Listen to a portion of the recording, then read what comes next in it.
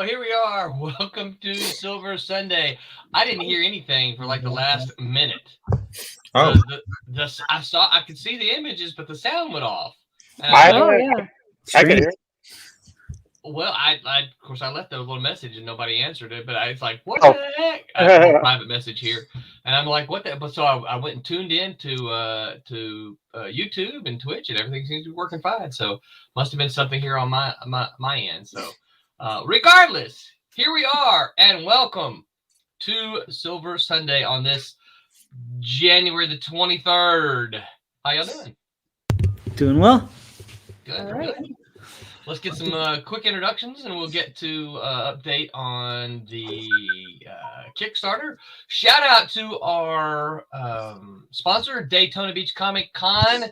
If you have not made your plans for Daytona, I realize it's still several months away, but it's never too early to plan to attend Daytona Beach Comic Con.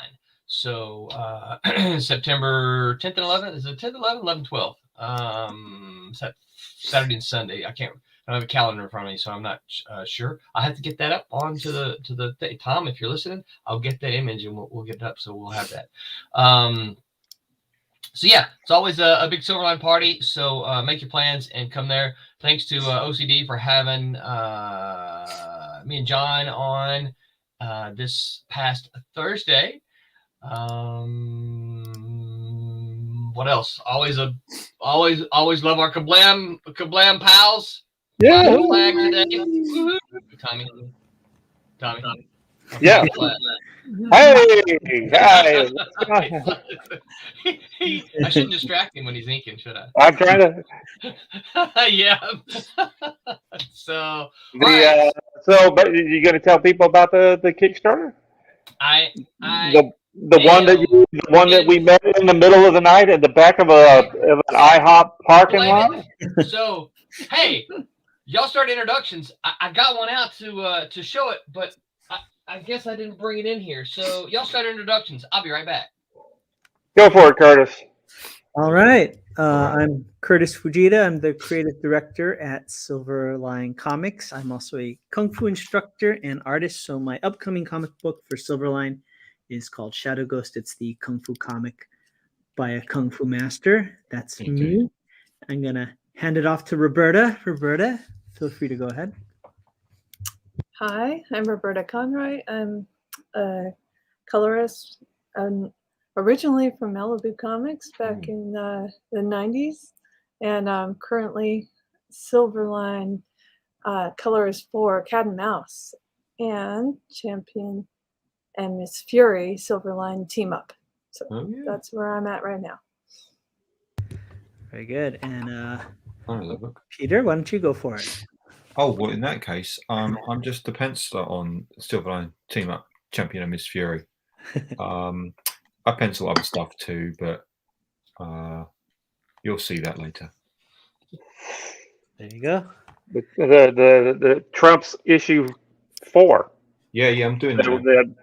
That we will get. That I'll get to start inking here as soon as I can get these last 3 pages done of rejects. My name is Thomas Filarmonte. I've been inking comics since the early 90s. A lot of stuff with Roland and the gang with the earlier Silverline stuff, and then did a bunch of Ultraverse stuff, including Nightman and The Strangers and all that good stuff, which Roberta did a lot of coloring on over at Malibu. And I've inked for everybody, done some stuff for Marvel, a little bit for DC there and everywhere. But currently I am inking Mr. Pete on the... Well, no, not. I'm currently inking Rejects, C. Michael Lanning. We're finishing up the last couple of pages. That's kickstarted right now. And but I have been inking Pete on the Silverline book and the team up book. Thank you. And, and that's the one. And then I do my own stuff, Inferno Studio stuff, and I'm also the co-owner of Kablam Digital Printing. Okay, I'm done. That's it. Kablam!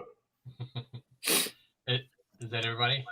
Yeah, we've done it. Just you, I think. Oh, And I am Roland. I am the chief cook and bottle washer here at Silverline. I write a handful of the books, including the aforementioned Silverline Team Up Champion of Miss Fury and Trumps and Cat and Mouse and the Rejects that we are currently crowdfunding right now, which I want to share with you to see. You sure? Look, we are at, I don't know. Where's my mouse? Okay, there you go. You can see we are at 3257. Which means we've just made our first stretch goal. Oh, yay! Yep. That's good. awesome. Yep, that's so awesome. So that means that everybody at all the reward tiers, and it's funny because we have to say that because you guys may not know there are some, I don't know if they're bots or not, but there's some places out there that will pledge like $1. One called the Creative Fund, and someone told me that the Creative Fund is like pledged every single Kickstarter there ever has been. That's funny. Yeah, I mean, they pledge It's like like $1. the Facebook friend that everybody gets. Right? Yeah. Yeah. So that's not a reward tier, so I'm like, okay, well, you have to pledge to a reward tier in order to get these, but all the reward tiers will get the digital stretch goals. And for this first one, we have Haley Martin's Heroic Shenanigans. It's a longer work. I don't remember the exact page count, but Haley is the colorist for the Rejects. And she was also my collaborator on Bear. Y'all may remember that.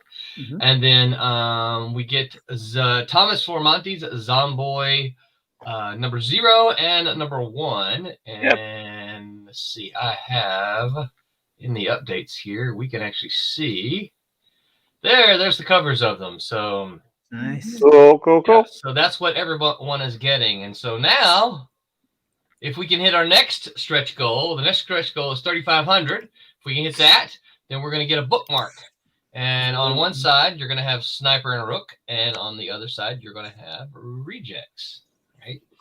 So the next stretch goal then is 3,750. And John and I got together and decided we would put together a big behind-the-scenes kind of digital package. And this will be for all reward tiers. And it will include scripts, sketches, and all kinds of things like that, including, you'll see here, there was a 6-page reject story drawn by a guy by the name of J.C. Grand, who I understand we may be seeing some more of J.C. Grand up here in the future. Cool. So yeah, there's going to be a lot of that. Plus, there's going to be a couple of probably a couple of sketches in there from an artist that may surprise some of you. Is it me?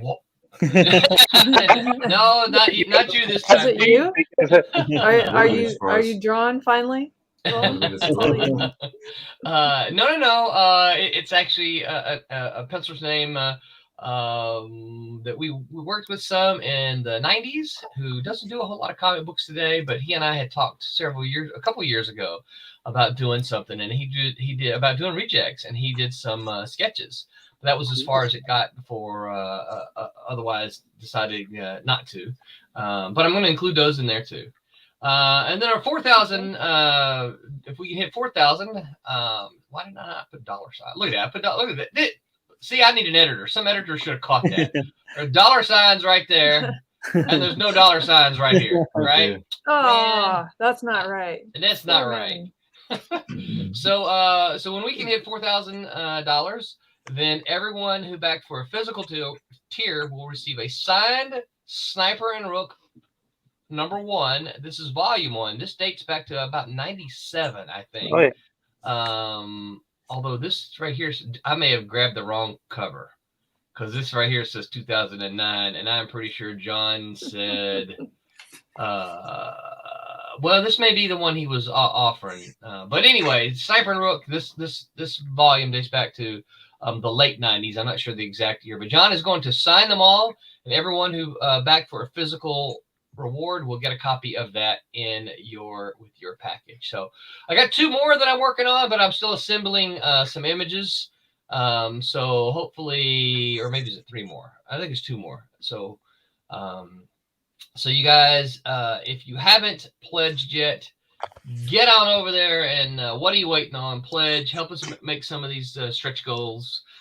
You even added a couple of commissions from who? From me. From you, I sure did. Oh, That was so- in, let's see here. That was in, well, all right, I already shut it off, didn't I? Share screen. Excuse me. I need to share that. And if you'll see, whoops, I got to go back to the actual Kickstarter here, the campaign here. We get on down here and we see, look at this here. All the C. Michaels go, look, Thomas Romanti commissions. You get a call from Thomas Romanti. I'll do a couple. We'll see how that goes. This is the kind of commission that you would get from him if you ran up to him at a convention and said, hey, do me a commission. Draw me something funny. Draw me That's what something. Dance for me, monkey. That's what that's what I'll do for you. I'm a complete sellout. Whatever you want. So this is what you get. There are still a few pages left. This is a nice penciled version of the C. Michael Lanning cover that is still available, and then the inked pages of page 21 from Tommy. And then there's a couple of these are still of a deal. I realize these are not from a published project, but these are some early C. Michael Lanning pages. You're going to be glad you have, because C. Michael is going places. You just wait and see.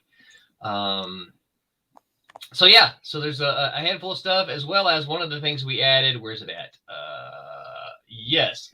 So you guys already know that you can, if you missed an issue of the Silverline Comics, you can always grab them as a back issue as part of our Kickstarter. And y'all, have y'all noticed how big this list has gotten? Look at this. Yeah, it is. It's enormous. It is Yeah. huge. Check it out. How cool is that?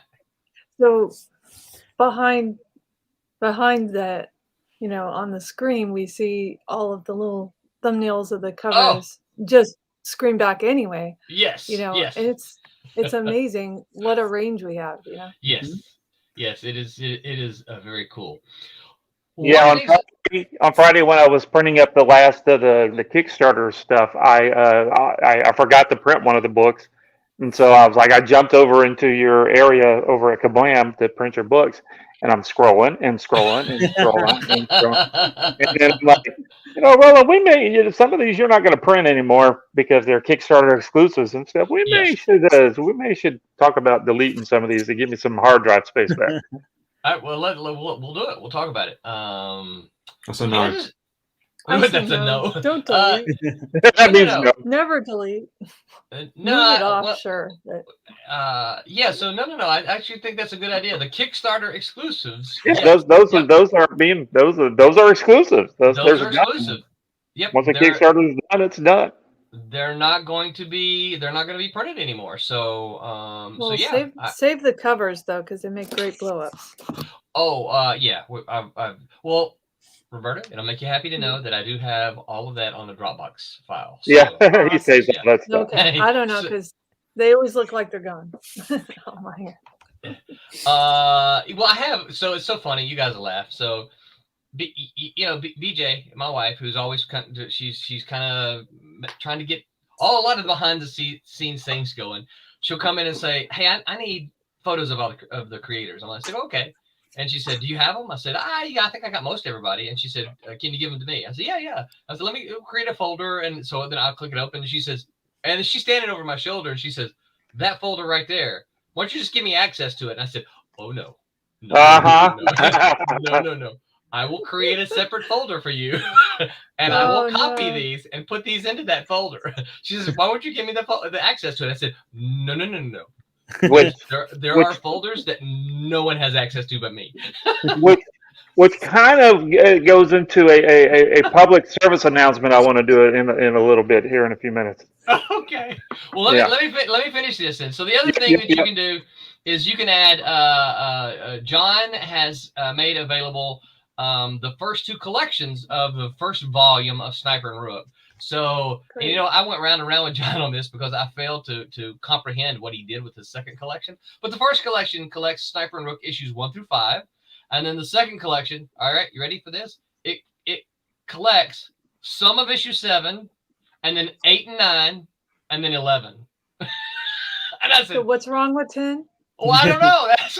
I said, well, what's wrong with the rest of 7? Right? Why is there only And half one? of 7, yeah. Right. And he Because just said, he doesn't have it apparently. no.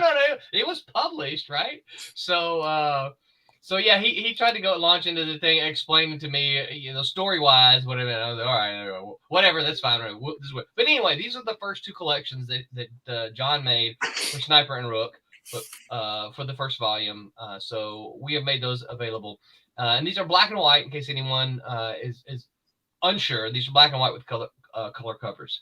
So So yeah. I'll officially request that he work on a story alteration for a full 7. I want a 7. John has probably written that too. John's got so much stuff written, it's crazy. Yeah. And I say that really happily because I'm a colorist and it's black and white, so I don't have to do it. I'm Sorry. sure you thought of it. You're about to do it, but did you want to share the trailer with everybody for the video about it? Yes, we can do that. Yeah. Let me. We have. I'm that very power. excited that you can get back issues. Yes, and That's cool. Again, I harken back to our history. You know what where I really kind of got this idea from? Not necessarily for the Kickstarters, but just kind of in general. You guys know anything? I wish I had. Oh, I bet I do have an old one here. So, Malibu Comics used to, in their comics, in the very back, they used to have this at one point in time, right? There was just a list of all their. That was everything they did. Yep. Yeah. Yep. Also available from Malibu Graphics, right? And you could mail order those in. They had at one point in time they did 2 pages worth, and some of them had covers. I am not seeing that here though. But yeah, and here's another issue, right? Available from Malibu Graphics. So they always had something in there that was like, hey, you missed something, but we're going to make it available to you. We want you to have it. And, as one of the things when we first started doing this, that was one of the things we said is like, you know what? If we don't want somebody, if they miss something, now, obviously the Kickstarter exclusives are exclusive to the Kickstarter, but if you missed, Silverline Team Up #1, and you hear us talking about it all the time because the 4 of us are here, right?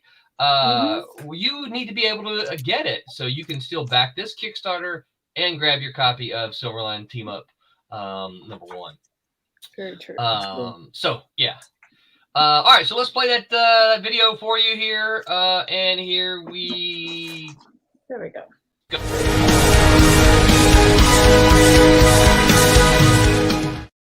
Hi, I am Roland Mann, and I run Silverline Comics, the genre-spanning independent comic and graphic novel publisher. And I'm here to tell you about our latest Kickstarter. I'm not even going to waste any more time talking. John, tell us about Sniper and Rook. Hey there. Thanks for stopping by. My name is John Medic, and I am the creator and writer of Sniper and Rook, now coming to you from Silverline Comics. Thanks for checking out our Kickstarter, and we hope that you'll go ahead and pledge. A little bit about Sniper and Rook. They are a pair of covert government operatives where they work underneath a specific general. They are tasked with missions that take them across the globe, across the world, across maybe the universe, since we're dealing with Area 51. Check it out. Pledge today. Thanks, John. And now I get to tell you about the rejects. Come on, I'm so excited to tell you about this one. When danger is near, we need heroes who can respond decisively and with authority. When evil is around, we need superheroes who can fight supervillains. But what do you do when the Fantastic Four is busy? When the Justice League is unavailable? When the Avengers are out of the galaxy? The world has no other option. They call the Rejects. Rejected by all other respectable superhero teams, this band of misfits joins together to fight crime and injustice, and maybe get a mention on the evening news. They are formidable, ferocious, fearless, and forgettable. John and I are so excited. Actually, we've been really anxious to do a Kickstarter together for like 2 years now. Maybe 2 years. Something like that. It's been a while. So, back it if you can, share it if you will, and remember to make mine Silverline.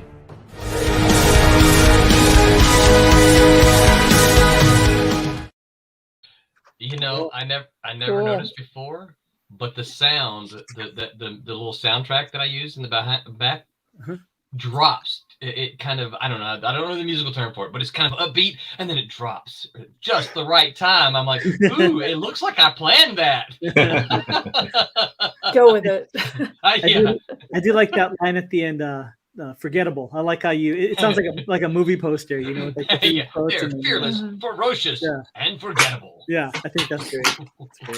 That's great. Yeah. Thank you for reminding me to do that, Curtis. Sure. While we are on the subject of Kickstarters, let me show you what I hold in my hand now.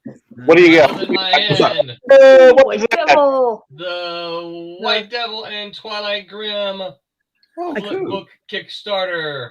Is that a Stephen Butler cover, or that is a Stephen Butler homage cover? And now I know. It's the first time I noticed what it is. Finally, it's like, oh yeah. Yep, it's homage for Superman. Right? Yeah, that's great. Yep. That's cool. And of course, you get in here. You get White Devil, Ari Jones, and Jackson Rennick, and of course, there's our supporters. And then what happens when you flip it over? And you flip it over, and we have a nice Aaron Humphries cover here. Twilight Grimm, and then you get interiors. You get R.A. Jones and Rob Davis and Mickey Clausen, and I can't flip very good while I'm backwards here. But I hold these in my these hot little things in my hands now. So hopefully we'll start shipping these out tomorrow, and you guys should start seeing. Wait a minute, I got them to you yesterday. They're not all out already? No, they're not all out. Oh. You got them to me last night, so. Yeah, no. In the back of a parking lot, we were doing a comic book drug deal or something going on. That is true. It wasn't a dark, creepy parking lot. Yep. You remember the guy pulled up next to us and just was sitting there, and that's an empty parking lot. A guy just pulled up next to us and sat there. And the thing about it is, the parking lot was huge, and he parked literally right beside Tommy in the spot right now. Tommy and I didn't even park right next to each other. No, there was at least a space, maybe two between us. Probably just a space. Well, we had the 6 foot COVID space between our cars. Yeah. That should be a rule, because you get out of your car and they're right there. Yeah. It'd been different if the parking lot was full. No, it was nobody. That's like fellas, if you're in the restroom and some guy stands next to you and there's all the stalls are completely open. When we gotta explain this to Roberta, usually the urinals are all stacked up next to each other. She's never been in a men's room. Why would she wouldn't know what your joke is about? Cameras have been there in movies. You're doing your business and somebody comes in and stands right next to you when there's 5 open ones either side. Yeah, it's terrible. It is terrible. That's when you look at the person, and then you move over one. Are you? Let's don't go there. We're about to cross that line. Let's back off. Sorry, I put us in the gutter. Sorry. It's okay. My father-in-law Can Curtis plug his show, because it was awesome? Oh, thank you so much. Absolutely. You're welcome. It was really good. Oh, thanks. Isn't that guy cool, Brad Graber? Yeah. So fascinating. So the latest episode of the Comics Foo should be divided into 2 episodes. But Brad Graber, who's the head of Powerhouse Animation, which is an animation studio, there's tons of shows for Netflix, like Castlevania, He-Man. Trying to think. Seis Manos, and the other one is on the tip of my tongue, but I'll remember it. But yeah, they do tons of great shows. And he came on the show. He's a dedicated Kung Fu practitioner and an animator. And we just got to talk with him about his career and his animation. That's cool. Yeah, and the second episode, he actually talks about how Kevin Smith actually was one of the guys that kind of helped his company. They're about to close. And it actually was a project with Kevin Smith that actually brought it to the full play. So he's a really interesting guy, very personable, very nice guy. So check it out. It's on the Silverline channel and on multiple platforms, but Comics Foo Show Episode 3 with Brad Graber. Really, really fun. Really And a inspiring. martial artist. Yeah, and a martial artist too, right? So Martial artist and an animator. yeah. That's pretty cool. We have our own martial artist and animator and comic artist. There you go. Tommy. Yeah. Yeah. I've seen Tommy try kung fu, so Slow kung fu. it's a lot of money fu. It's pretty bad. So, all right. So we got a couple comments here. My father-in-law says, "Hello, big dummy. What's up? Screw loose." And he says, "I share y'all on Facebook for my friends in Mississippi. Thank you so very much. We Thank you. appreciate Thank it." you. That's nice. And Wubba Fett says, "Hola, Silverline fam. What's up? What's Wubba? up? Miss you. Come back to civilization." It's been a penciling fiend these days. Right? He needs to be. Doing a bunch of stuff. Churning it out. He probably heard me threaten to get that whip. Come on, dude. Gotta get this book going. So, yeah, what? There's an error. What's the error here? An error occurred. Can y'all still hear me? Yeah. Okay, Yeah, good. All right. no all right. problem. I'll make it go away, and maybe it went away. Let's see. So, let's see. Got that Kickstarter. Anything else Send it new? to us, please. Put them in the mail. Well, Oh, yes. I might have had permission to come to Daytona Comic Con. Wow. What? Are you serious? That's Yeah, amazing. yeah. We Nice. obviously the baby's arriving in May, so it should be okay. Yeah. That would be really cool. That would Wow. be super awesome. That is Yeah, awesome. it's got to pay for the flights, isn't it? So yeah. Well, Wow. Let's hope it warms up by then. Yeah. Well, yeah, it will be much warmer in September. Should I just fly into Daytona? Is that the airport? we'll talk about it. Yeah. We'll talk about that. Some other things that we want to make sure you can arrange, if you can, that you can arrange for. The best airport. We'll talk about that. We'll talk about that. Yeah. But that would be so cool. That would be really cool, Pete. Yeah. So I trust you got my email then. I got your email, yeah. So I've been Okay. talking about it and pitching it slowly. It's like, well, yeah, if it's Silverline, yeah, it should be okay. The baby should be a few months old by then. So he's like, okay, cool. It's a lot of shoulds. Yeah.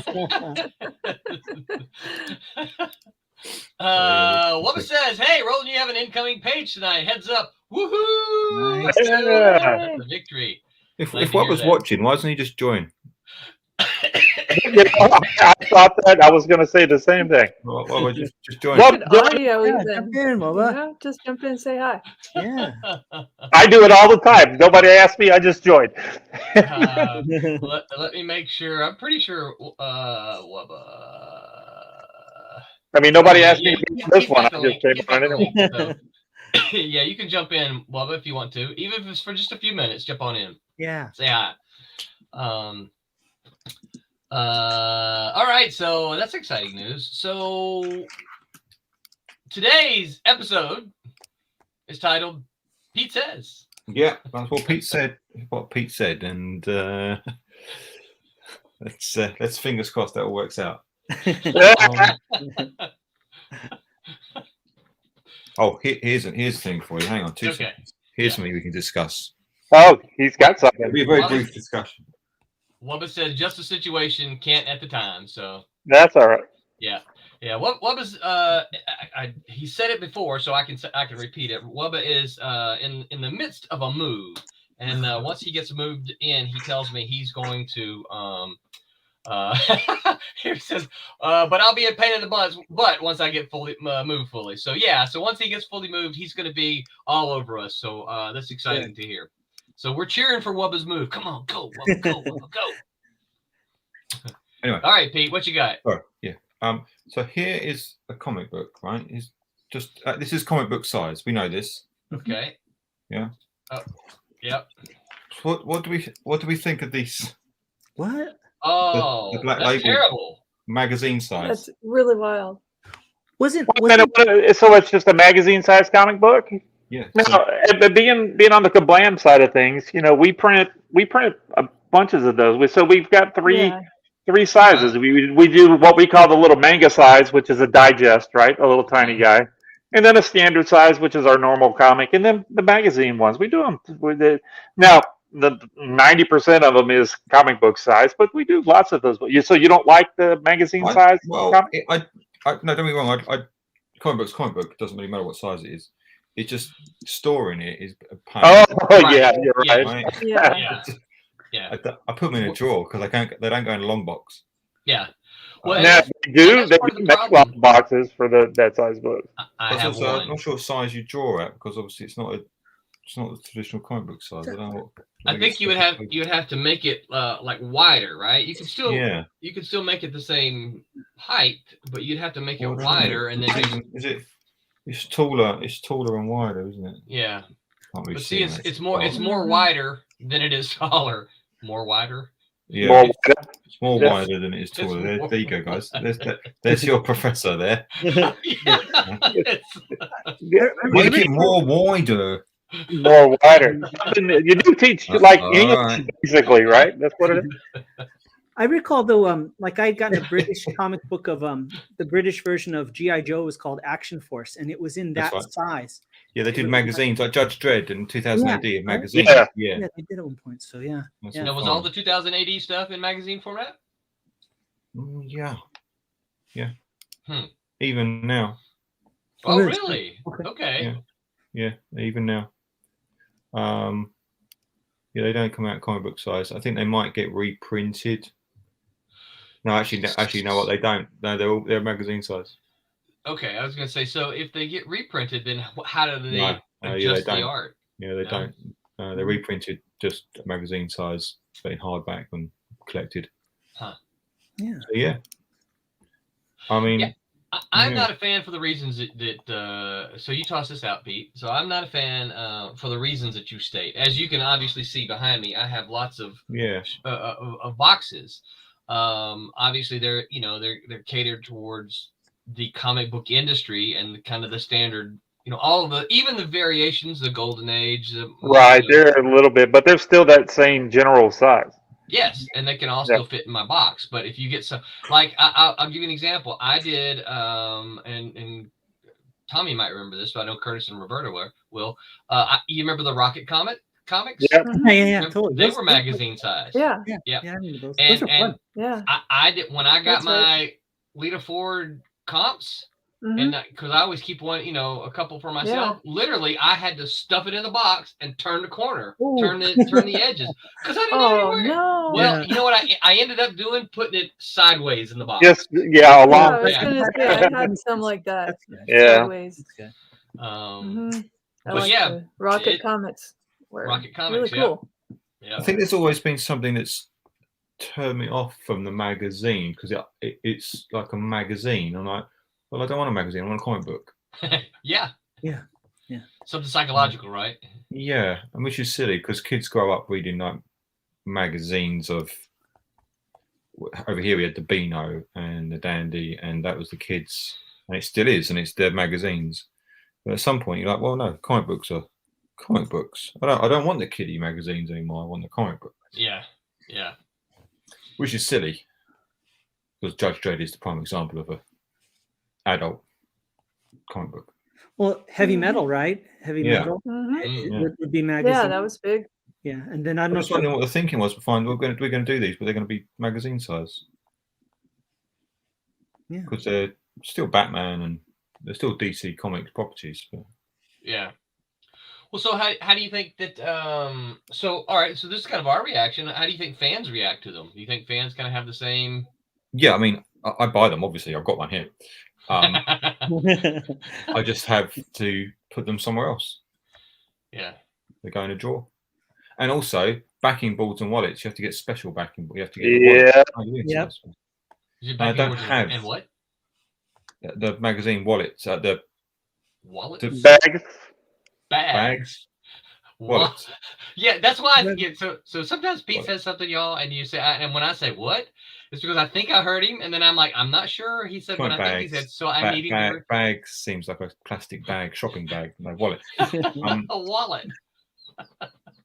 Yeah, we get people asking this about. So I've heard that referred to the bag. Yeah, we call it bag and boarded, but yeah, Bag and board, that's right. Yeah, that's yeah, right. Bag and board. yeah. You deal with it. Yeah, bag. But yeah, the magazine ones you could buy them like at 50 a time. I don't have that many magazines. They just sit around for ages. Right. If I buy 100 boards and 100 bags, I'll go through those in a month or two. That's fine. Right. 50 of the magazine ones. Where am I put those? Yeah, where are you going to put the extra bags, right? At least with the backing boards and bags, I can put them in the long box if I've got space. It's fine. Here's a little question for you guys. When you're getting your books, do you bag and board everything Yes. to get even the books that you don't give a flip about? Even free comic book Well, day, you know. Why are you buying it if you don't care about it? No, but How because much money are you making? We're just throwing it away on comics you don't like. I've got millions of comic books. I don't bag and board them. I bag and board the special ones, like all my Spider-Mans and all that kind of stuff. But the rest of them, I just pick I've up. got into. I have to be honest, board everything, of course. I bag but the some special that I don't care about. Yeah, Just in I groups, like I the really two don't. or so. Do you have the Mylar ones? Oh, those thick, the thick bags, the real thick. Yeah. The special ones that are really shiny. Yeah. Yeah, I use those for the special back books. And I use normal bags and boards. What about you, Roland? Do you bag and board your everything? Or you No. at least bag everything? I don't. I really don't. I don't bag in everything. I don't. No, I don't bag. Whenever I get, and yeah, just So no. here's, I don't do it. but let me kind of tell you why I don't, though. So at one point in time, I probably did. But now this goes back probably to just before Malibu. And then when I started working at Malibu, I started getting so many comics. Yeah. I couldn't read them all. Yeah. Because, once we got onto the, ultimately we got onto the Marvel comp list and the DC comp list. And I was getting so many comics, I could not read them all. And they were a lot of them. I mean, I read a bunch, so don't get me wrong. It's not like I didn't read any of them. It's just that there were so many comics. And I just started putting them in boxes. I'd get them and you just start putting them in boxes. Totally. The ones that are special to me, like my Avengers, my Spider-Man, those are all bagged. Yeah. They're not all boarded though, but like my Avengers 1 through 100, they're all boarded. But all my Spider-Mans are bagged and boarded. But yeah. I'm going to tell you guys, it's going to make Pete mad. When I put them in the long boxes, I don't necessarily even run them up this way. I just leave them flat in the box like that. Ooh. This guy works in comic books. Yeah. He has no respect for the medium. Oh, and then every now and again, I go through those boxes and find some stuff that I know I'm never going to read again, and I give them away to family and friends of other. Yeah, I give. What am I going to do with them? Well, I keep my special ones, and then the rest of them, I end up, I've read them. I'm not going to probably read. But well, I've taken to one of the things that I started doing just very recently is some of the ones that I know I'm going to get rid of. I send them to you guys. I know, thank you. I've got those. Yeah. So if you ever get a package from me that you're like, what's this Star Trek doing in here? It's probably because I heard you say I love Star Trek sometime, and so I'm like, oh, I can send these Star Trek comics that I don't want, and I can give them to a good home, and so yeah. Anytime you get something extra like that, it's because I've heard you say something. What do you got there, Pete? Some new comic book day? That's his bags of books that he's got. Are you going to bag and board them while we watch? That'll be good. I love the smell of old comic books. Oh, I love the smell of them. I know. So these, the ink is awesome. My comic book shop did a sale of like 10p and 50p books. So I had to get a load of stock to get rid of and the old stuff, right? So. Oh, nice. What kind of book do I want to see it? So I just bought a load. I bought like £10 worth. I got an X-Force #1. Oh, nice. Trading card. In a bag. Cool. Yeah. I just went through and grabbed some stuff that looked quite cool. But yeah, so they didn't cost me anything. I haven't bought them. But I'll give those away to nieces and nephews and stuff. Yeah. I do that a lot. I got something 52. It's not. Alan Moore's probably off by that. Oh, that's a Captain America there. Captain America 326. I don't know. That's probably still Grunwald, isn't it? Grunwald the writer. Mark Grunwald, yes, very good. Yeah, Paul Neary is the penciler. Thomas Faramonte is the inker. Was I? No, it's not coming. You won't actually do that. What?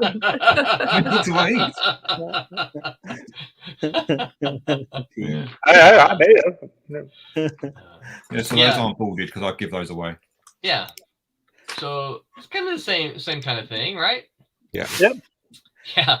Wubba says, I'm up for more DS9 comics rolling. Yeah, because see, I heard Wubba talk about Deep Space Nine, so I sent Wubba a bunch of Deep Space Nine. He said Lobo or Rune is a bonus. Oh wow. Yeah. Well, Rune is awesome. Yeah, Rune was good. Yeah. Roland, you mentioned when Marvel bought out Malibu, we were getting comped all those books, and it was like the craziest thing. You go to your mailbox, and it would just be like flush, like it was massive. It was crazy. Yeah, and to this day, those are the books that I still haven't bagged or boarded. And the funniest thing is when I had to close my Kung Fu studio, right? We have all this, hardcore cool martial arts equipment and weapons and swords, but then we have like this kind of this partition wall, and on top of it, behind like all this martial arts equipment, I had like 8 or 10 comic book long boxes because that was the only place I could store them. So it was like, so then when I'm moving it out, it's like, okay, put the swords over here, and let's go and take this long box, put it over here. So what? Wow. So what I've not told terribly too many people, I got rid of about around middle 2003, 4, 5, somewhere around in that. I got rid of about 10 long boxes of comics. Wow. I got rid of 8 when I moved down here from Mississippi when I moved to Orlando. Wow. Yeah. And most of them, most of them were just 90s, kind of 90s glut stuff, Sure. Stuff that I see now. I'm like, why are you paying that much? I saw somebody buy, what's that? That Tommy, I think you might have done some work on it. Oh, probably. Did you worked with Danny Fingeroth? He wrote this Marvel comic that didn't run for very long. Yeah. What was that book that I did? Yeah, it was pretty bad. Roy actually did some pencils on it, right? Is that the one you're talking about? I think so. Yeah. Yeah. What was the name of What that? was it? It was kind of crap. Oh well. That book. Night Thrasher. No, Night Watch. I thought it was He Night looked kind of like Thrasher. Spawn. Night Watch looked kind of like Spawn a little bit. Yes, yeah, that was it. Yeah, I remember that. Yeah, he looked similar to Spawn. So it was things like that I was getting rid of because I'm like, You got rid of you threw my book away? Why did you? I didn't realize that you inked it right. until later. I've got to. You can't even remember what you ink from time to time. Come on now, cut me some slack. All right, I'm gone. Bye. Tommy, come back. Okay, I'm back. Took a little convincing. Yeah. The thing about it is, I sometimes now think, because when I see that at these conventions now that the TV shows and all that kind of stuff are there, I wonder, well, did I have anything that might have been worth any? But you can't spend your time worried about that, right? No, you sure can't. You don't. That'll drive you crazy. The sunken cost feeling, Yeah. I know I got rid of some Teenage Mutant Ninja Turtles stuff. I bought issue 1 of Teenage Mutant Ninja. I don't know what I did with it. I know it wasn't in that batch that I gave away of all that stuff. I can't find it anymore. I don't know what happened to it. Well, I didn't buy it, because Brendan is the one. Brendan Kavanaugh is his store. Yep. He's the one. He told me to buy it, and I didn't buy it because I looked at it. And I'm like, I think he was the one that I bought it from. Yep. Yes. And I looked at it and I'm like, what the heck? It's like so I didn't buy it, but then of course like 3 weeks later it was like $100 or something like that. I'm like, well, I bought mine in Biloxi. You remember the British guy Dave comic shop? That's who I bought it from. That's where Scott used to work from before he got his own store. That's who I bought it from. I remember seeing it on the thing and they go, buy that, and I bought it and I'm like, this is weird. That's cool. Yeah. And now I've lost it. Yeah. So- Well, then what happened is they came out with those solo books. You remember that? Michelangelo, Raphael, and Yeah. Yep. And I bought all those, and they didn't do anything. They didn't go up in the cost, right? They didn't go up in price. I'm like, well, crap. That's the way it always works for me, right? Infrafan says, if you get rid of any more comics, send them to me. Care of me. Me, sweet. And Wubba said, Night Watch had a lot of potential. Marvel screwed the pooch on that one. You know, I don't know. That book was just so. I don't want to talk bad about it. Yeah. When Roy started penciling it, it started looking good. But God, like I said, I don't want to talk bad about it. Yeah. Yeah. If I hadn't mentioned the writer, would you have remembered who the writer was? No, it wasn't Finger or Danny. It was Mark. It was one of the other editors because they all gave work to each other. Oh yeah, they did. Mark something or another. I forgot. Mark? I forget. I don't remember a Mark. Yeah, but yeah, no, I remember getting the pages when they offered it to me, and I'm like, "You want me to do? Why are we doing this?" I liked Roy's stuff. Roy did really good. When Roy started on it, it started starting to look pretty cool. I thought Roy did a really nice gravestone. Yes, that was really Yeah. cool. That's where I started inking Roy. Yeah. But no, it was who was that? Golly, y'all making me go back through time. Stephen was doing the covers for that book, not the Marvel book, the Night Watch book. Oh, so was I got to ink some of those, and that's when they were like Stephen did a couple of covers, and then Stephen asked if I could ink one, and then Stephen's like, "Who's this Thomas guy?" And they go, "Oh, and then they go, "Well, why don't we get him just to ink the book?" And so isn't that how it works, right? Yeah, it is how it works. Yeah. You know, it's funny. And Pete, let me know if Cuber School does this. At Full Sail, one of the things that we start telling our students from day one is to network. We're like, we can teach you the stuff, right? But you got to get out there and meet people because it's all about networking. Yeah. Yeah, I mean, we get introduced in the third year to lots of editors at different publishers, which is very helpful. Yeah. And you have a Cubit School email, so when people see emails, you see it's on the Cubit School, which I use. That probably helps a bunch. But it's on you to follow up with them. Absolutely. Yeah. They're not just going to go, right, we've seen you. Here's a job. Obviously, otherwise I'll be working with Marvel.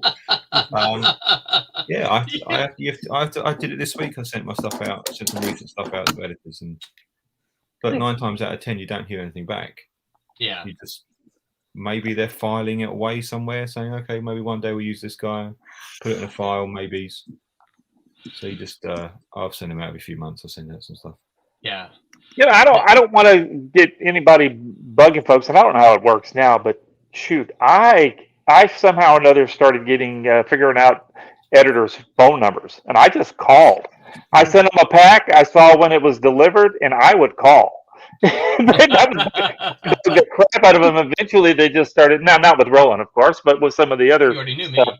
Yeah, Roland was like, "Quit calling! I'll give you, ink this book. Leave me alone."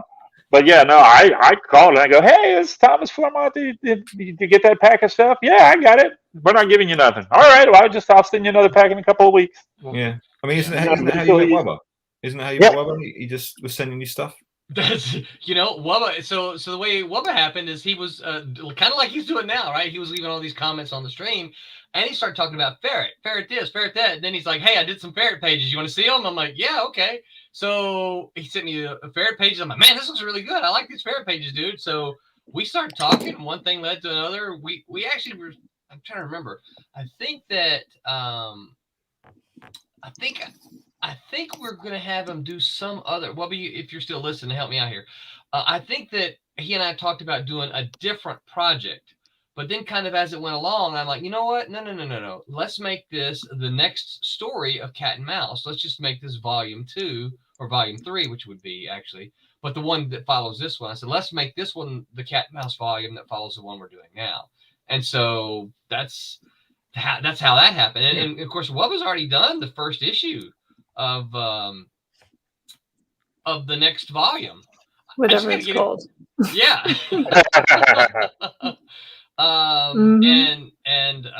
So, but then we had to get him to step in to do this last issue of the first volume, or the volume we're doing now. Yeah, that's kind of where we got locked up a little bit. But one of the things, Pete, you talk about sending your stuff in. I don't know. I don't know if that would work nowadays. Well, what I was going to say is I don't know if their volume that they get is the same as it was, but Curtis remembers the amount of submissions that we used to get. We had a room. We had a separate room for submissions. Like it was like a walk-in closet. Yes. Wow. Yeah. Yeah. And this was even before we were part of Marvel, Yeah. We just got so many submissions. It was so hard. It was, and I tell people, I don't remember hiring that many people out of the submission. Yeah. The only way I could think we hired someone out of the submission pile is if Curtis was opening one of the envelopes and something fell out and he goes, "Ooh, I love this.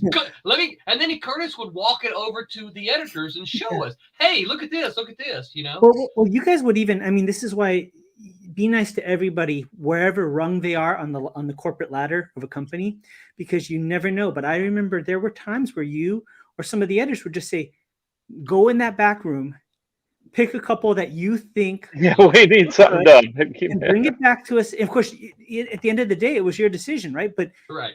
You have a 15-year-old, 16-year-old kid who reads comic books, who's the perfect market, right? Why not send him back there to look at what he would buy? Yeah. And so here I am, this kid, but actually is the person that's the transition from this person to starting a career in a weird way. You were the gatekeeper. Right? Yeah, without knowing it, right?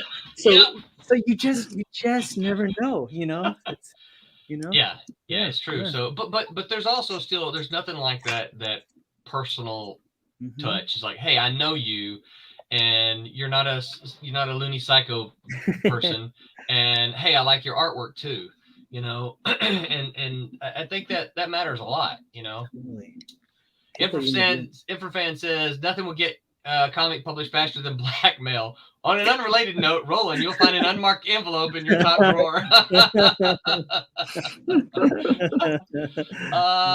Wubba confirms here. Yeah, you had a couple of choices of project and then offered the Cat and Mouse issue mini. That was to follow the one he's doing now. Yeah. So the one he started was going to follow the story that we still haven't finished yet. And then that wasn't able to happen. And so I said, hey, Wubba, why don't you finish this one so that we can get on to the next one? So, yeah. I mean, I don't like doing it. I hate like cold emailing people, just saying, "Oh, hi, do you remember me?" So, Pete, can you remember what editors you met? Yeah. I have a list of them on my phone because I have all their contact details on my phone. Oh, cool. Nobody asked me for them. I can't give them out. I'm sorry. No. But names. So I have Andy Kubert, obviously. Yes, DC. of course. Yes. Andy's actually really good. He actually responds to me. This stuff's really improving. Blah blah blah. I give feedback. Because you send him an email with his name on it. Christina Harrington at Aftershock. Okay, cool. I've got so many. What do I email this week? Editors, yes. Matt Idelson at Dynamite. Okay, cool. Yeah. I have Lisa Hawkins at Valiant. Don't know that person. I have a Zenscope and Humanoids, but I only got like a general. I've inquired after a 2000 AD one this week, but they're really because 2000 AD operate this open like submission thing once a year. Yeah, but I'm way too busy to be drawing the 2000 AD script just on the off chance that they'll hire me. So can't do that. But yeah, I have a Marvel contact and some others. But yeah. Is that Mark? Not that I get feedback, not that I get replies from them. Okay. Is it Mark Panicia by any chance? No. Okay. No. I met them at New York Comic Con 2019, maybe. Okay. So just a few years before ago. before COVID. Yeah. I just had all my samples in envelopes and I dropped one off at the Marvel booth. And the next day I was asked for a call back to go and sit with a round table of Marvel editors. And they all, one's in charge of Star Wars, one's in charge of X-Men and blah blah blah and Avengers.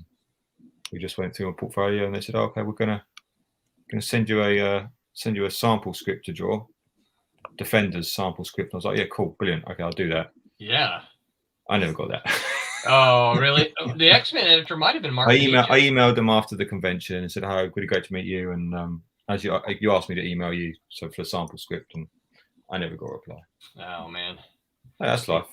It is. Well, I tell you, and I'm sure that Kubert School did as well. What as an editor, one of the things that was always when you'd meet an artist. So you meet two artists, right? One artist has a bunch of sample pages, and the other one has sample pages plus here's some independent comic books that I did. That's right. That's always far more impressive, right? Because you're like, hey, look, this person's they're doing some stuff. They've got some even if it's small press stuff, it was always okay. Look, this is more impressive. And this is why I always tell anybody who asks me, I'm like, look, draw comics, make comic books. Yeah. Make them, get them out there. That's what we were told. If you want to work in comics, just go make a comic. Yeah. That's more impressive than keep turning up with a load of samples every convention. So absolutely is. That's what I do. Yep. And you do a fine job of it. Instructor Lex says Sifu Curtis is a great guy. Interested in anything he's doing. Hey, what's up, Instructor Lex? Instructor Lex is a martial arts instructor out of Arizona. Wow. And I met him online. We kind of mutually appreciate each other's martial arts. Yeah, I get you. Yeah, and then we actually went ahead and got to meet once in person. And the funniest thing is, martial arts have kind of sharp reflexes. We were having a drink. We were just getting a smoothie, and we had this instance where the table shifted and the smoothie was about to drop, and both of us grabbed for it at the same time and caught it at the same time. And it was like this kind of funny moment. We kind of eyeballed each other. So that reminds me of Lady and the Tramp, Curtis, when they had the spaghetti. No, we don't know those. We don't know those kind of tramps. Tramps may be in your circle, but over here, we talk about guys and guys. But no, he's a really Curtis does live in California. Yeah. But that doesn't help. Instructor Lex is a really cool guy. He's a really nice guy, and excellent. So good to see you, sir. Well, thank you for joining us, Instructor Lex. We appreciate it. Feel free to ask the hard questions here, Curtis. We're more than happy to put him on the spot, as you can see. All right, so is it time for me to share yet? Oh, doggone it! Yeah, please, somebody share. I was like, wait a minute, I'm drawing offline here. Yes. Here. Wubba says, so after move completion, ready to rock that monthly idea. I am waiting on you, Wubba. Hey, look who we got here, Hyper Potato. Haven't seen you in a little while, Hyper. Glad to see you stop by. Thank you so much. He says, like and subscribe, kids. I agree. Go hit that like button. Mm-hmm. Go hit that heart button. Go hit that subscribe button. All of wherever you are listening, go do that and give us a follow here. Absolutely. He also says, Peter Clinton draws a great Sergeant Rock. Just saying. He does. Thanks so much. That's nice. So you can probably take a guess at who Hyper Potato is. A Sergeant Rock fan. I got to draw an arrow from Malibu yet today.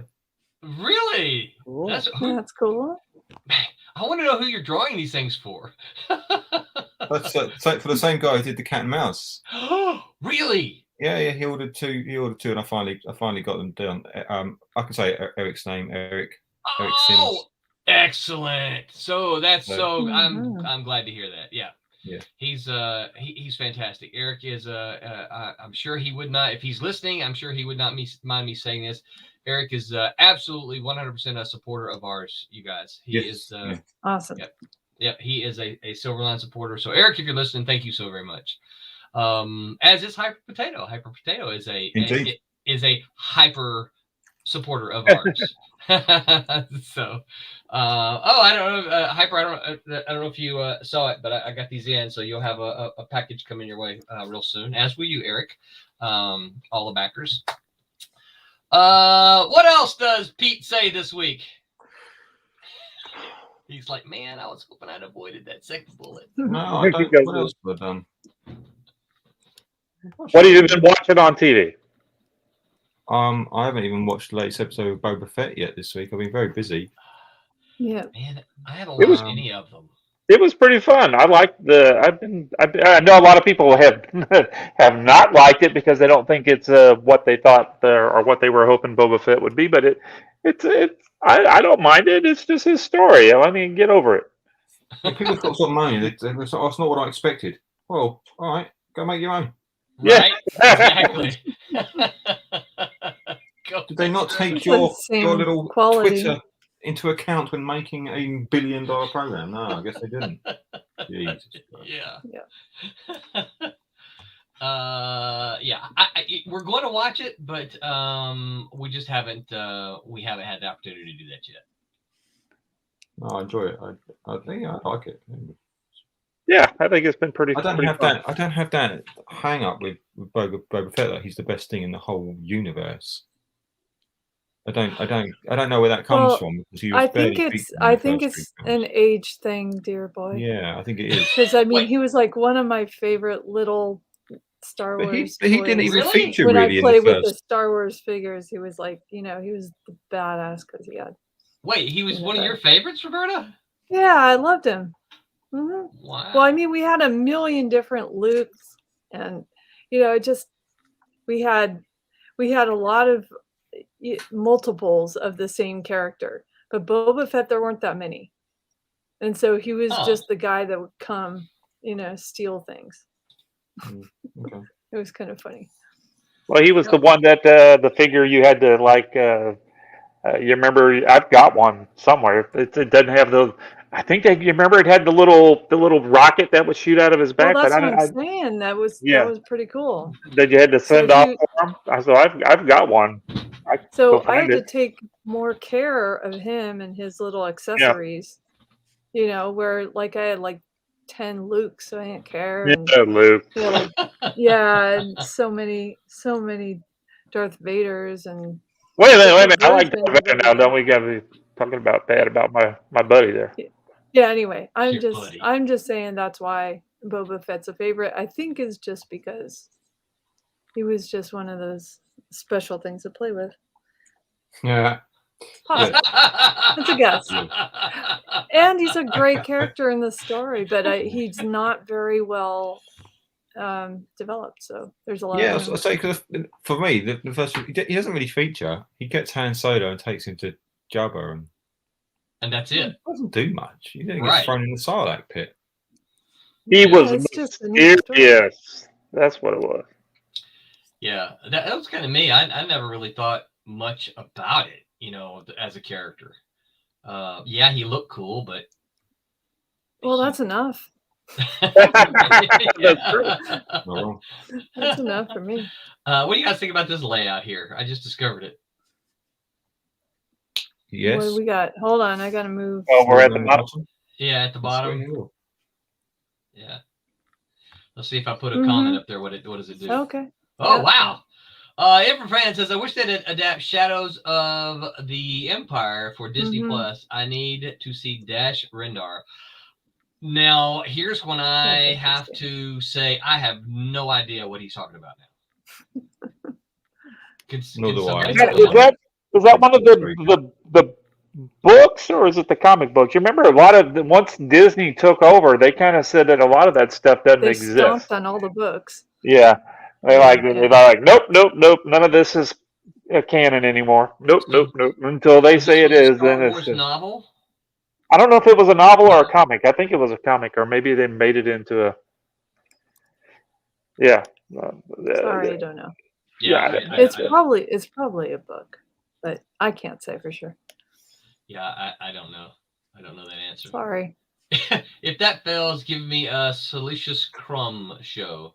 That'd be fun. Hmm. They made some comics of his. Is this another Star Wars character? Yeah, he was Boba Fett's little buddy. Not Oh. Boba Fett. Boba Fett's buddy. No, it was Not Boba Fett. the big slug guy. The Hutt. Jabba the Jabba the Hutt. That little guy. You remember that guy? That was. Yeah, that Looks guy. like a gremlin. Yeah. I guess am I revealing my my lack of knowledge of Star Wars here? Yeah, you're Lack of fired. knowledge is disturbing. Where's that color? Yeah, disturbing with the Force. You know, I watched There the you go. movies. I enjoyed them. I had the first Star Wars comics. Finally sold the one that had the Howard Chaykin cover.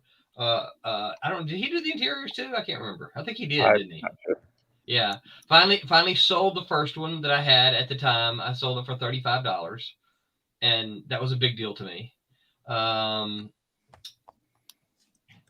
I don't think I've had a Star Wars comic since then. I do have a you know what, I do have a Star Wars novel in my bookshelf, but that's because it's written by somebody I don't know. John Jackson Miller. He used to work for CBG, the Comic Buyer's Guide, and he's from Memphis. And he's like a big Star Wars guy now. If you're a Star Wars fan, you should know his name because he's written a bunch of Star Wars novels and a bunch of Star Wars comics.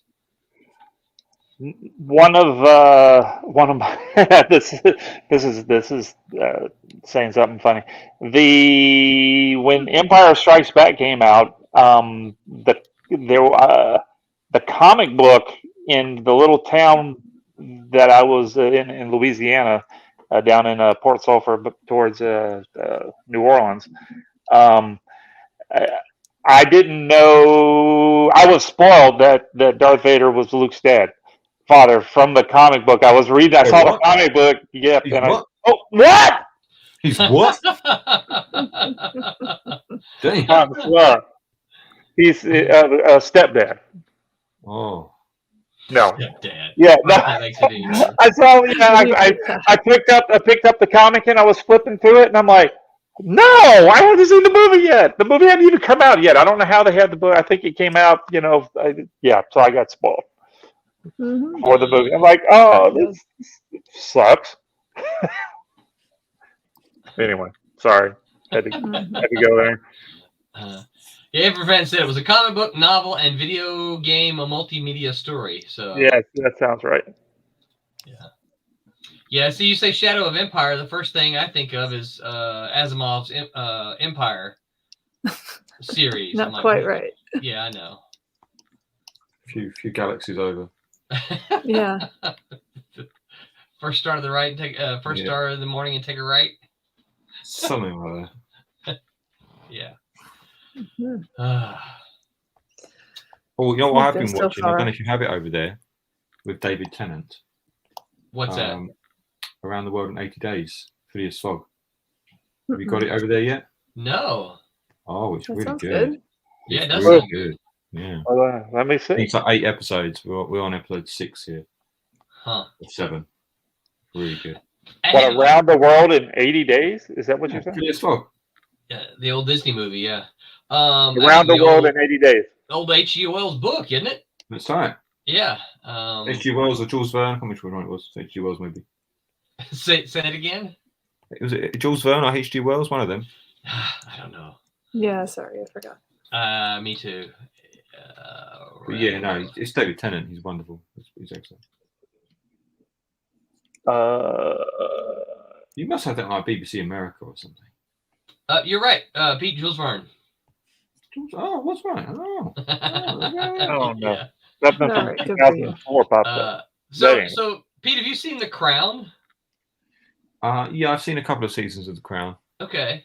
I lost interest when it started getting to the period which I was familiar with. I was like, don't care. So, I like, see to it the modern every single period. day. Yeah. You know what? I don't know what. Maybe you can explain this, Pete. I don't know what Americans.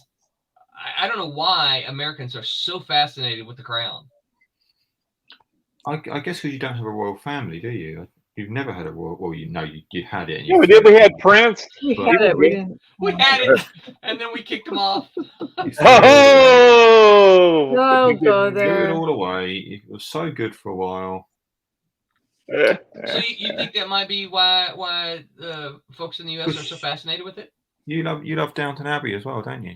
Yeah. Yeah. I mean, so do I. I like it as well. It's good. That was fun.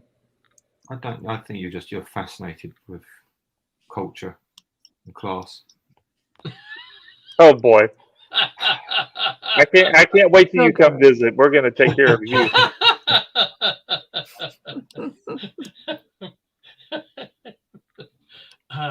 Yeah, I was, and of course, your comment, like once I got to kind of the modern stuff, you didn't care. I've heard No. that kind of, I've heard that kind of before, and that was one of the things that kind of made me think. I was like, I wonder what is it that why are Americans so fascinated, but British folks, they don't care. Like, yeah, we don't care. Well, it's obviously it's watched a great deal, and people do love it, and people love the royal family. Not quite at the moment, but yeah, I think the if you can't remember it or you didn't experience it, it's more interesting. Like so the early seasons, most people wouldn't have been familiar with that really.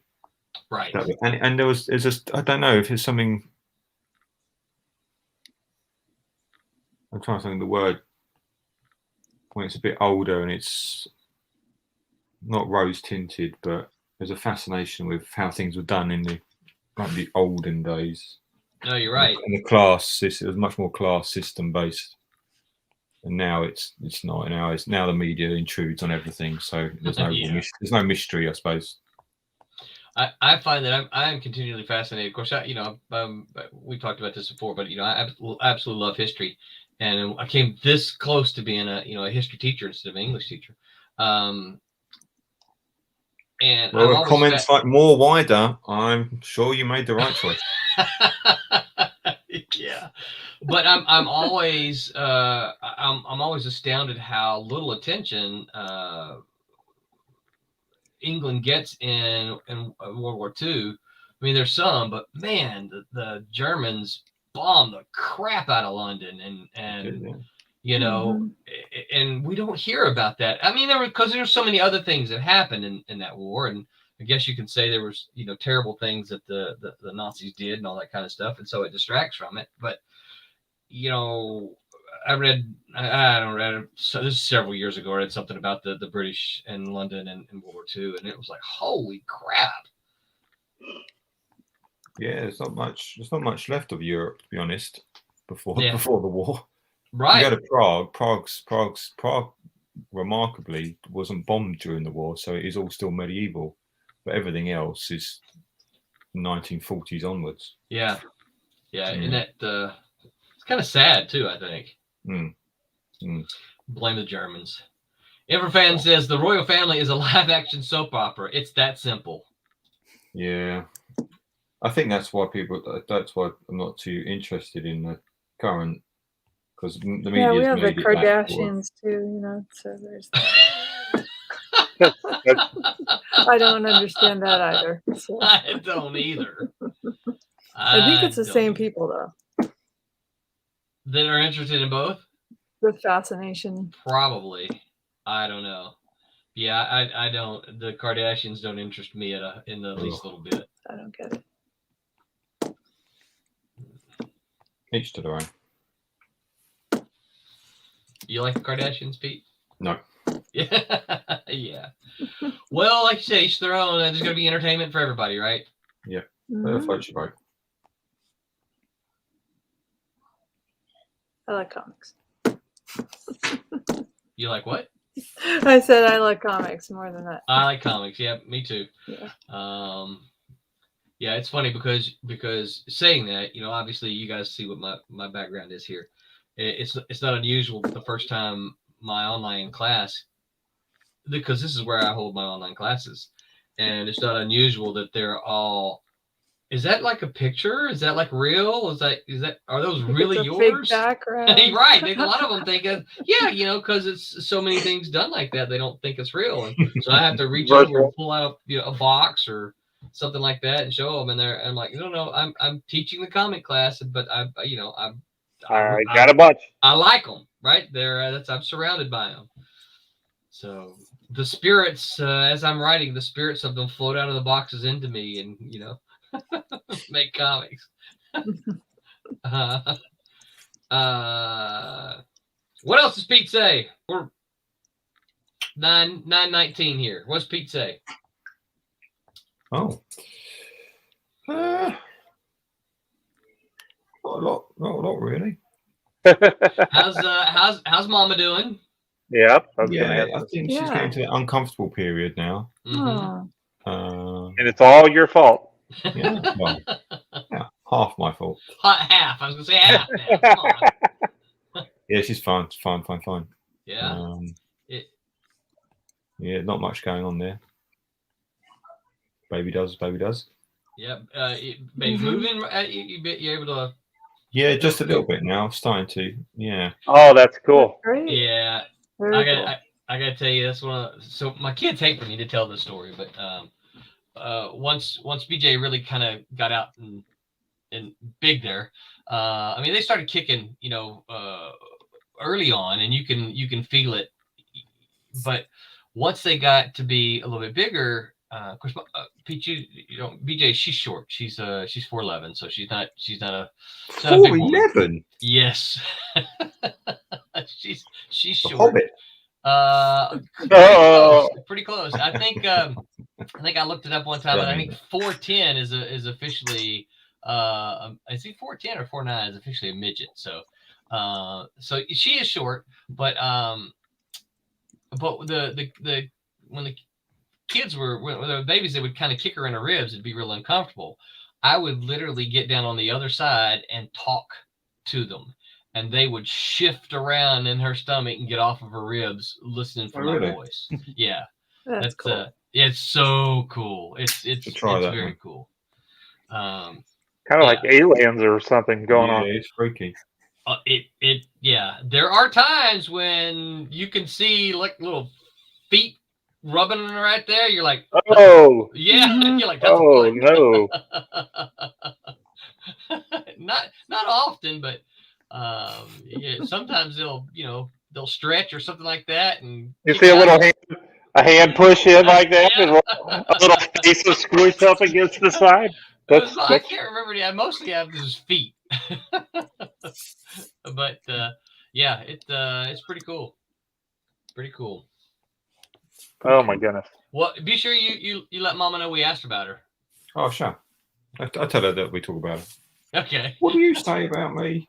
Yeah. Means she's not watching right now? Oh, no. Afraid not. So can y'all believe we're about to end? We're really close to the end of January in 2022 already. It is flying by. It's the fastest month ever. Yeah. Don't know why.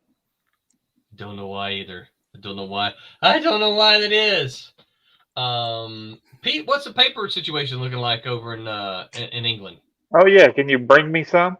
I'm not actually sure because I don't have to buy paper for ages. I've been doing a lot of digital work just to try and get stuff done quick. Yeah. But I've got paper. Are you not having paper over there? Oh, we are having a shortage, especially for bigger sheets for printing presses and stuff. We've been dealing with a lot of our bigger companies that we get paper from the biggest supplier here in Florida, and they just don't have any paper. I mean, you can get some paper for your 8.5 by 11 kind of thing for your your little home printer at the house kind of thing, but yeah, any big stuff, it's in gloss paper is almost impossible to. It's been pretty bad, but hopefully in the next month or so, I mean, we are. Woo. So our next Kickstarter is going to be for Ashcan size comics. That's right. because you can use the 8.5 by 11 back. Yeah, just do the little. Yeah, we can. Well, we won't have any glossy paper, so it doesn't matter. Oh, oh, golly, it's pretty bad. We've been going all over the place trying to find a paper. My business partner Barry Gregory, a longtime buddy of Roland's, we've been yeah, every day, he's scouring the internet to try to find driving distance stuff. Actually, he's going to go over on Monday to a place over in Tampa, which is about an hour and a half, 2 hours from us. The raid a print shop over there that has a bunch of paper that they don't need, but stuff that they don't use. Why is it so difficult to get paper? What's going on? For what we understand, it's when COVID hit, all this packaging stuff started happening, and lots of the paper was all the pulp has been going towards packages, right? Like from Amazon and all that kind of stuff, and it's their fault then. Yeah, and then and I'm not going to mention a state that we've got where there's a bunch of boats sitting out there that's got a bunch of paper that they can't unload. I'm not going to say who it is, California, but there's a bunch of there's a bunch of paper on those boats that is just going bad because they can't get them unloaded. So yeah, it's just nuts. That's a mess. Yeah, it's a mess. You're correct. Yeah, that's exactly it. Yeah. It'll work out. It'll work out. I think if we could get most of those boats unloaded, I think that would help tremendously. I don't know that it would solve the problem. That would be a start. Yes, it would be a start. Can you Roberta and Curtis, can you see the boats? I mean, do you ever go out to the Yeah, y'all hanging out at the docks. Do you ever get close enough I don't go down there. I don't get out of the house. But, yeah. We still have a lot of COVID around here, so. Do you? I don't do much. I know when we moved Brittany out, we went over to Malibu, so we were able to see the water. And actually, I stayed with somebody in Malibu a couple of nights when we were moving her out. So obviously, this was pre-COVID, pre all that. No, that's not true. It was at the very beginning. Oh, that was Yeah, it was at the very beginning. Because when y'all said you were going, I'm like, oh, that's not really good. Yeah. They were going to drive back across the United States, and I'm like, oh, that's even worse. Oh, don't do that. Yeah. I was afraid of everything. What's that? Oh. I was almost afraid of everything. Yeah, that's when you couldn't even touch anything because you're going to get COVID just by touching something. It's like, oh well. Yeah. Oh well. Hopefully we're on the incredible downslope of that, and we can get back to as normal as possible.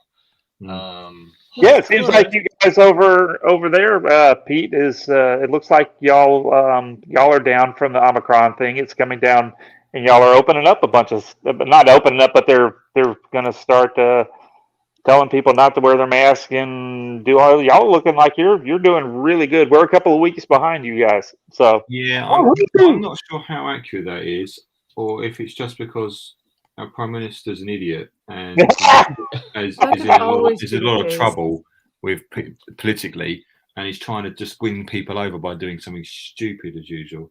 Well, I think it's to the point where it's just like, we don't care anymore. Let's forget it. Let's just go about your business, get sick, get over it. Let's get a herd immunity going and be done with it. Well, it doesn't work. They've said our NHS, our hospital workers, if they're not vaccinated, they're not allowed to work. Yeah. A lot of states are doing that over here. Yeah. So we're going to find out how many. They're saying about 80,000 hospital workers are going to be out of a job or will not be able to return to work next Friday or this Friday. Ooh. So that could be another political disaster. Yeah. It could. He's an idiot. Yeah. I hate him. Oh, they're going to come knocking at your door. Be quiet. Yeah, really. You're talking about the Queen and your the Queen. I like the Queen. Yeah. Don't get me wrong. I like the Queen. Yeah. Okay. Yeah. Yeah, it's, our governor has basically said, things like, if you've lost your job in another state, come to Florida, we'll hire you. Oh God. Yeah, yeah. Because obviously there's a need still. So, and if these folks are losing jobs in other states, that's what he said. Come to Florida, we'll hire you. So, Yeah, yeah, you don't have to wear a mask. Yeah, I don't know what states. I know I told Tommy the other day, I kind of stopped following all this because I'm just kind of tired of it.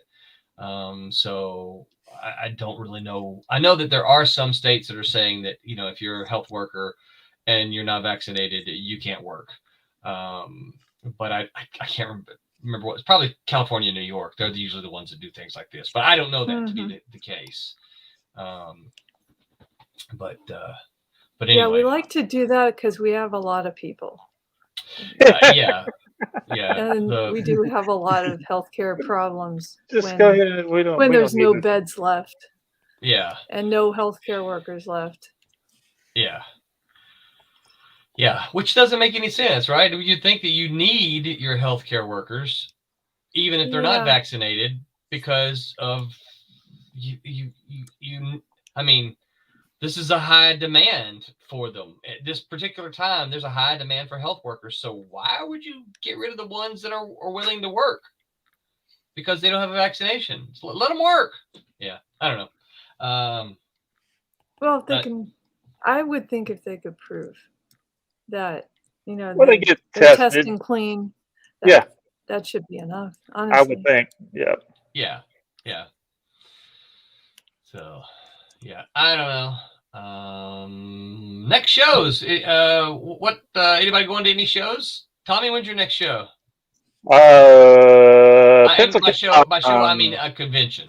Yeah, we're supposed to do Pensacon. It's the February 18, 19, and 20 in Pensacola. That's always a fun show for us. So we've that's the only one I got lined up. Yeah, that's it. That's all I got lined up. February 18, 19, and 20? Yep. Yep. That's something. It's a great show. Love the show. It's really cool. What they do at this show, I think I've mentioned it several times, is they those of us that were our invited guests kind of thing compared to just the Artist Alley spot. What's neat is they've got there's a lot of celebrities, right? And so they have a green room for those guys, but they let us go in there and it's really cool because you go in there and you walk in and you go, that's Worf. Hey Worf, how's it going? And then you run out of the room because it's like, that was Worf. I gotta get out of here. It's just funny. Jimmy Palmiotti posted about something like that a couple years ago, because it used to be that way. It used to be at conventions that the green room was for all of the invited guests, right? Yeah. And then somewhere along the way, it began to be media guests getting here. You come and guests, we don't care about you. You can't come in here, or they would have a separate one. And that's when Jimmy posted this big thing one time and said, hey, that's not right. We're invited guests should all, get the same treatment. And so what about you, Pete? Next convention for you? Not till I think April. April? I might be going up to Scotland, maybe. Depends what the baby situation is now. Right. But I will certainly be early May in Portsmouth, just because my missus' family is from Portsmouth, so worst case she's going to go and stay with them whilst I go down the road and do the convention, and then I'm always just 10 minutes away. Yeah. So yeah, it looks like that's it, and then nothing after that, I guess. Wow. For a couple of months. Yeah. See how things turn out, right? See how this COVID thing is going, and see what opens up. Yeah. I'll try to do Daytona in September, and I want to do New York, but I can't afford it realistically. Yeah. And that's even if I get in. But then I'll do Thought Bubble again in November. Cool. Yeah. Very cool. Yeah. Very cool. Well, Makes it sound like a short year, but we're only in January. Yeah, we are only in January, so there's still time to add shows. And your May is going to be pretty busy, I would think. Yes, exactly. Yeah. So not planning too much after that at the moment. Yeah.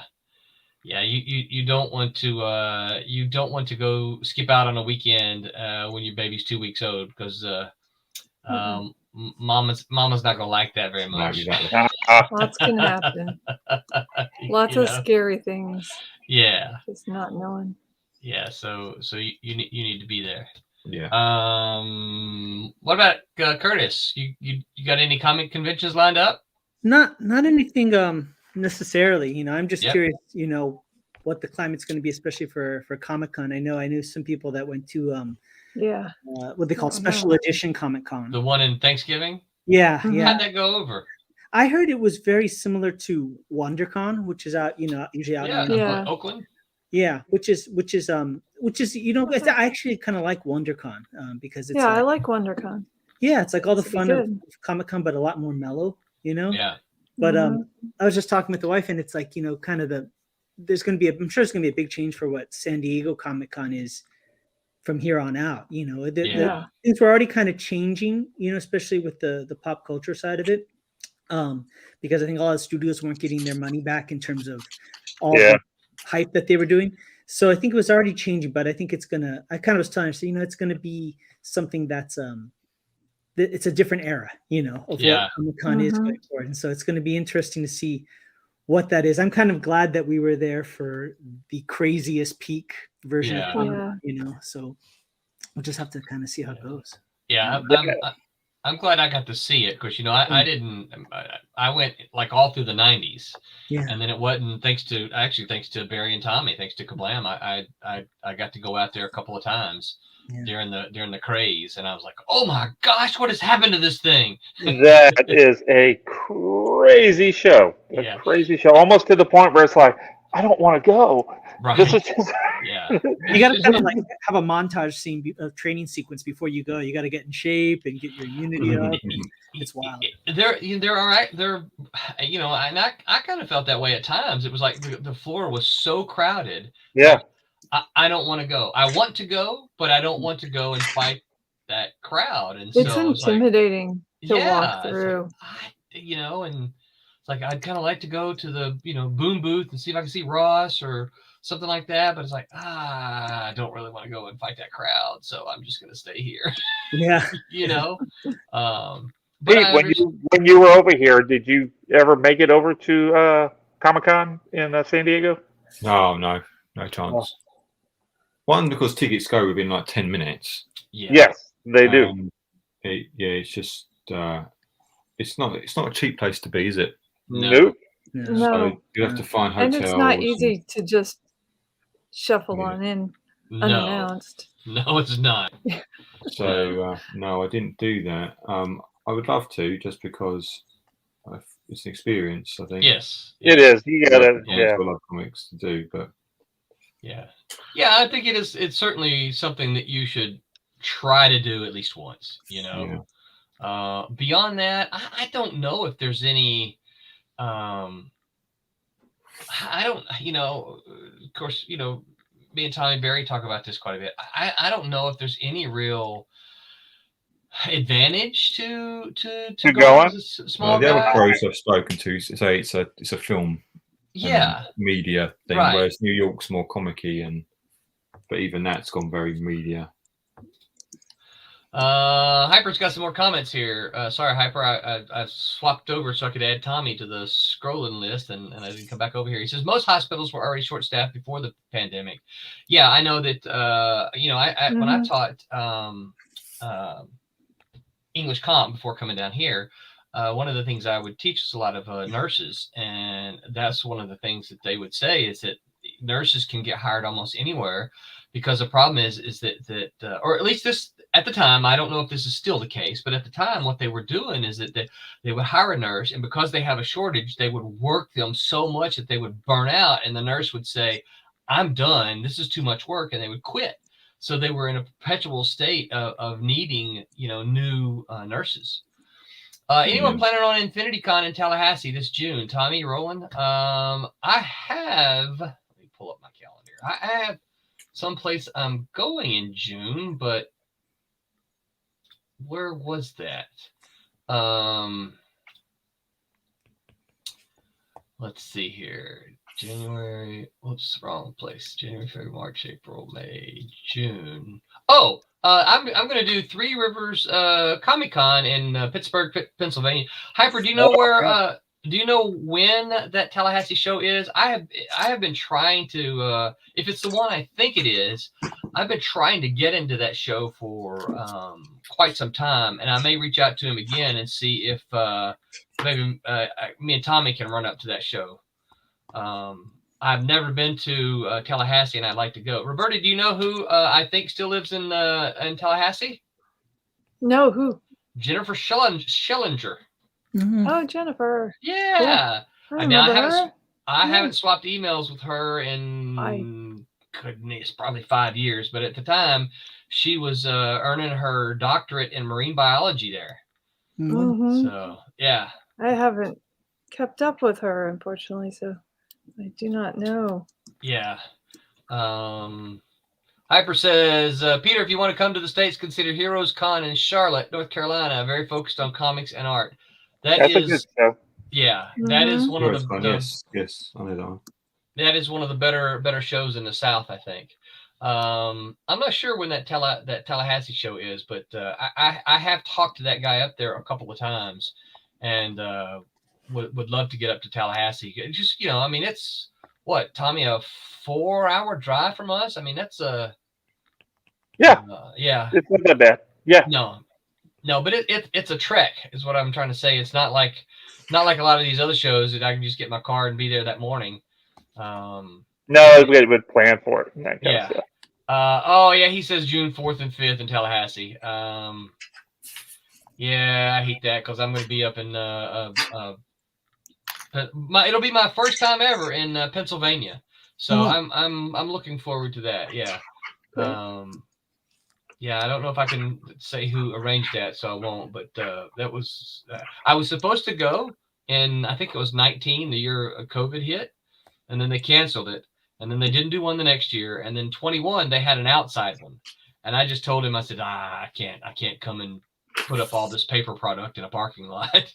Mhm. I'm like, that just I've done those before, but and that doesn't. It doesn't usually work. No, it doesn't. Wind, not to mention rain, but wind itself, blows comics all over the place. So, yeah, outside ones are just are not real conducive, not real friendly to comic things. So this year they're supposed to be back in their location. So I'm excited to go to Three Rivers Comic Con, and that for me, those are my next two. I skipped Roberta, didn't I? That's okay. But since I'm talking about this one, I'm going to be doing Olo, which is Orlando, on February the 13th. It's a one-day show here in Orlando, so I'm looking forward to that. And then my next one is not until June the 3rd, 4th, and 5th, which is Three Rivers Comic Con in Pennsylvania. So Tallahassee is out for me this year, it looks like. Roberta, what about you? You plan on doing shows this year? I guess I'll have to see how things do in terms of safety. Yeah. But yes. Yeah. I will let you know. Have most of please do, so we can put it on our little scrolling banner here. Nothing at the moment. Yeah.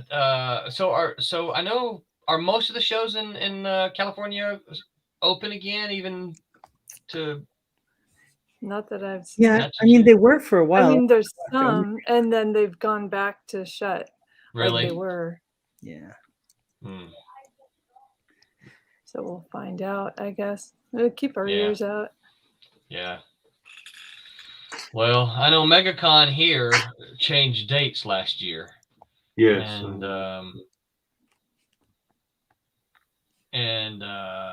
when did they moved it to the fall, didn't they, Tommy? When did for last year? Yeah. Yeah, you went. I don't remember. I did go, but I don't remember. I got the last minute invitation because so many people canceled. Yeah. Yeah.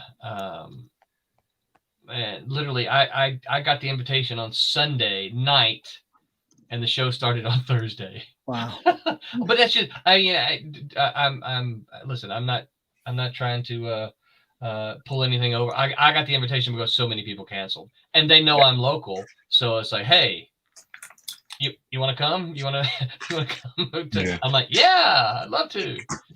So they know you can just pick up and go. Yes, yeah, it's a lot because it's easy for me because I don't have to make any arrangements out of town, all that kind of stuff, and it's not like a one that you've got to really plan for. Hyper says, have fun in Pennsylvania, bring me back some autographs.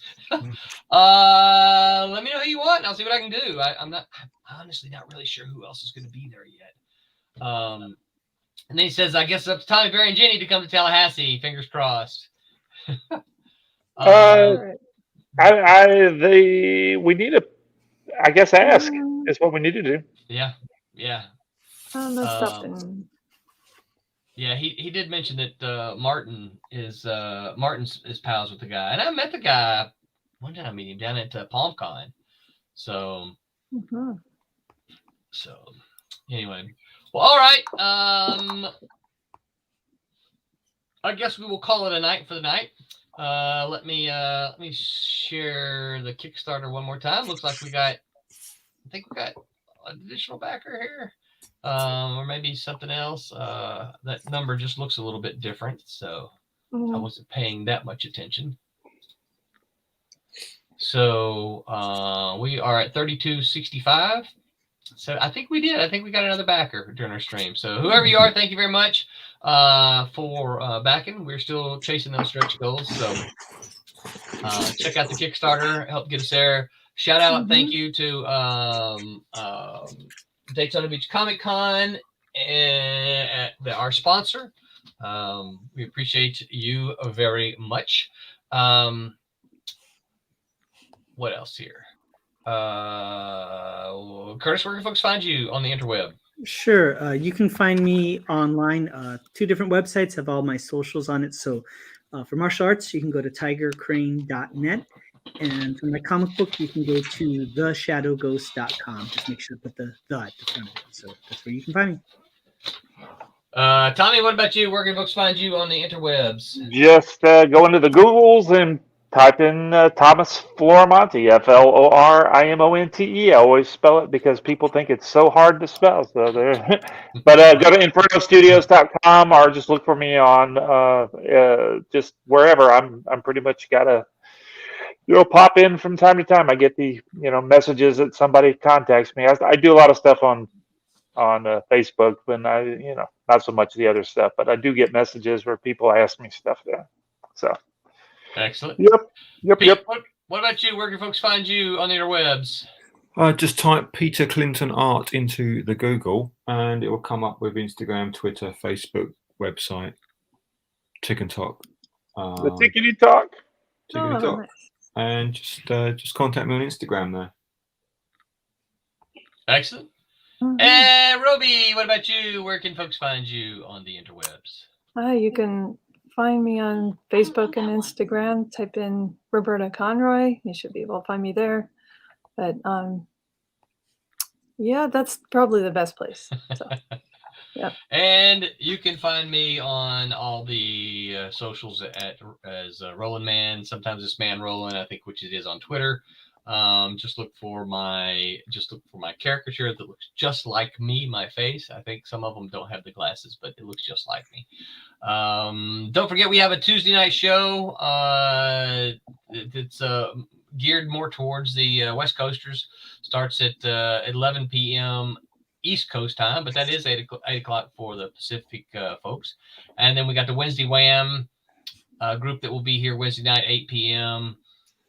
And then we will be back here next week with Curtis Says. There you go. We'll figure out what's on Curtis's mind next week. And don't forget to like, share. Let me find where did Hyper say that? Here we go. Don't forget to like and subscribe and share and let everybody know all about it. Hold on, I gotta get the other thing ready here. Where's the closing? Okay. And until next time, remember to make mine. Silver All line. right. Good night, everybody. Bye. Ciao.